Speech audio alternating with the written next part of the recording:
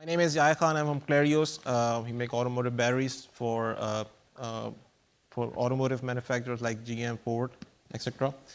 And I'm a little concerned that I have least amount of experience here, so will try my best to make an impact. So industrial evolution and human evolution. What is the key ingredient that drives everything forward? If we think about it in broader perspective, it's about time.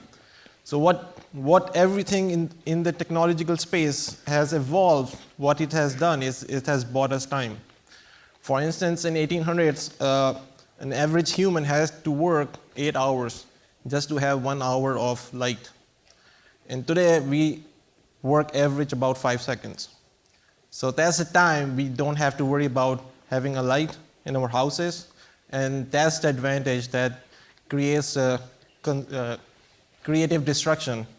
And even though it eliminates a lot of jobs, but in turn, now millions of people are working just to make a light bulb. In industrial revolution, we have seen about 4 industrial revolutions. And in between each industrial revolution, we have about 100 years of difference. But in Industry 3.0 and 4.0, we have about 25 years. And we are suspecting that the next revolution will be 10 years away from us. So the time is of essence here in adaptation, in doing the creative destruction in our industries. And that's what we're going to talk about today. So with Clarios, 4 years ago, we started our reliability program. We were doing route-based vibration analysis, which was not very effective. People were just doing the route just for insurance purposes. So we initially made an impact in making repairs based on vibration routes. And on top critical assets, we partnered with KCF about 4 years ago and started with 15 assets just to have a trial and to have a buy-in from a management that this is something that's going to work. And within 6 months, we saved about $1 million because in initial stages, it's more effective and have more impact, and it just streamlined with time. So we selected KCF because in our battery manufacturing, we have different type of equipment, slow speed, ball mills. We are crushing our lead into paste, and that runs about 2 hertz. So KCF has a solution for it called ultrasound sensors. So we selected KCF just for that purpose, because to cater broader asset range that we had. And since then, we have successes going forward and taking to the next level by integrating with CMMS as Maximo. And the advantage it has with online monitoring, you can basically buy us a time to act on making those repairs. For instance, a lot of our equipment is from Italy, and some of the gearboxes had like 6 to 8 months of lead time. So in the past, when we had an issue and we didn't know about it and it shuts down, the mill shuts down for 6 months, right? So that's a huge difference in having an advantage from an online monitoring service just to make us be ready for the repairs. Even currently, we are waiting on one of the gearboxes. We identified the issue last December, and the gearbox is still not arrived, but we are still running, and once it's arrived, we will change it. So that's the idea of online monitoring, and that's the advantage it provides. So we started small, and we are scaling as we go, and as we are integrating more sensors and taking advantage of machine learning, it will provide us deeper insights of our processes, making process changes, and buy us more time in terms of that advantage. The last thing is we had to deal with a lot of management of change because from a company who has never seen an online vibration or never seen an impact of the vibration, we had to go through a lot of changes in training, awareness of vibration, how it works at the low level, If technicians are not, it doesn't understand the idea, we still have some technicians who say that they don't believe in vibration. But we have some now who does, and that's how we are making that program work. So there's a lot of changes. KCFS also has addressed a lot of issues with us. We had some issues with somebody looking at a sensor, putting it somewhere else. We still have some sensor laying around the plant. They're still connected, but we don't know where they are. So there's a lot more that goes into the idea of just getting an online program, getting to work. So with online program, it provides different applications, and it also depends on company to company how you adapt. Like first thing we changed in how we do RCS is by, initially we used to have teams with no data. So we were just doing RCS based on industry fundamentals. Okay, this is bearing, this is how it can fail, this is what happened. And then we can basically do the RCA in a reverse fashion that, okay, this happened, and now we can say, okay, this is the cause. So with data, we can say either it's a lubrication issue, it's whatever is the case, either looseness or something. So we have the data to do the proper RCS and address our processes. Like our after implementation of KCF sensors, in 2 years we have trial and tested automatic lubricators, which is also a subject that a lot of people don't like. Even on the motors, we have all the motors with automatic lubricators. And the idea behind it is basically when you use automatic lubricators with the sensors, you will know, you can basically backtest the frequency of the lubrication by the vibration data. It will tell you if you are either over lubricating or under lubricating by having a high frequency noise. So you can basically trial and test it and make that system work.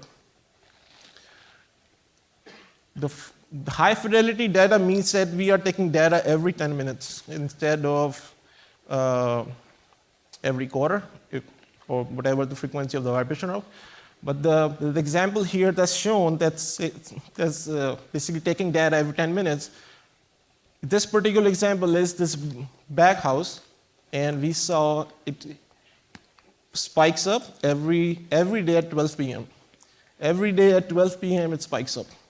So if you take the vibration data after 3 months at 8 a.m., the system has no issue. So you will not do anything about it. But if you take data at 12 p.m., after 3 months, you will have something wrong, right? Like you will deduce that something is wrong and you have to change something. But in reality, having the high fidelity data, you don't have to do anything. You have to do something different in your process to make a change. For instance, we identified this was caused by having sunlight on one end of the asset or not having sunlight on the other end. So the non-drive end was expanding more on the shaft size than the non-driven end, and it was causing looseness. And so we solved that by having a metal sheet which solved the issue. So the idea of having online monitoring and having a high fidelity data is it gives you opportunities to change your process, how your asset is running in any environment. Other examples we have made possible is gearbox modifications. Our gearbox was not running in an ideal environment. So we installed breathers, sampling ports with the oil sampling programs that's running separate. But there's a lot of process improvement that you can make by using the data that can improve your asset life. This back house 4 years ago, we used to change every year, and that was normal. And every person I talked to in the company said, oh, that's normal. But this is running for 3 years now, just by having a small metal sheet. It also helps us in doing equipment redesign. We have a lot of back houses, similar assets sitting side by side, having issues every now and then. So with the help of data, we identified that the both should not be running at the same speed. So we installed VFDs, made a difference of 5 hertz, and they're running like brand new equipment instead of forcing vibration into each other. So it gives an idea that you have to use the data to do equipment modification, design changes in your process, and increase your equipment life. Smart diagnostics, KCF was also, we were also in KCF in developing smart diagnostics desk system. I think this is a pretty good system, and it will enable us to scale into something we are going forward for, like digitalization and having a connected asset world.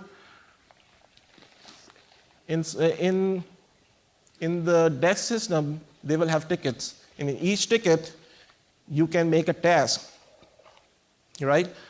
And what we have done different is we have integrated Maximo with it. And if you see at the bottom left, you have a service request number, and that's the request number from Maximo. So once we make a task on Smart Diagnostic, it will automatically generate a work order. And it's a closed loop system, so when that work order is closed with a description of what the technician has done, it will automatically close that task in the Smart Diagnostics. So why we did that? Because there was a time that it takes from having an alert to process it, to schedule it. So even in one weekend, we had alert came up, and nobody saw that there was a notification because there were like few key people who were receiving those notifications.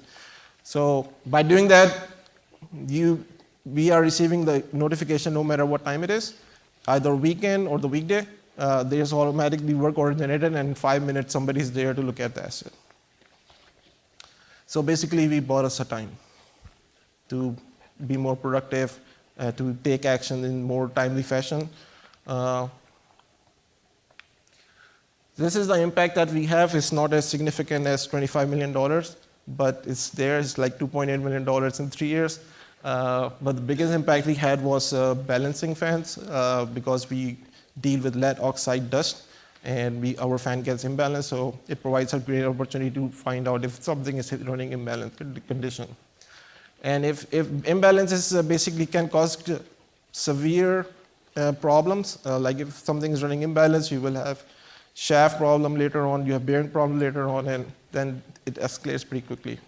So identifying those issues helps us in making those timely repairs.